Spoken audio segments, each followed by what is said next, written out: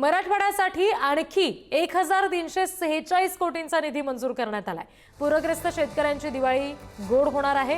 मराठवाड्यासाठी आतापर्यंत 2829 कोटींचा निधी दिला गेलेला आहे आणि त्यामध्ये आता आणखी निधीची भर घातली गेलेली आहे।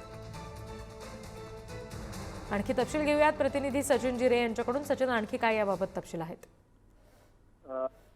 आतापर्यंत एकूण जर आपण मराठवाड्यातल्या निधीचा विचार केला तर 2829 कोटींचा निधी हा मराठवाड्यातील नुकसानग्रस्त शेतकऱ्यांच्या मदतीसाठी देण्यात आलेला आहे। आताच यापूर्वी जर आपण पाहिलं, यापूर्वी देखील अशा पद्धतीने मराठवाड्याला मदत देण्यात आली होती 1483 कोटी रुपयाची।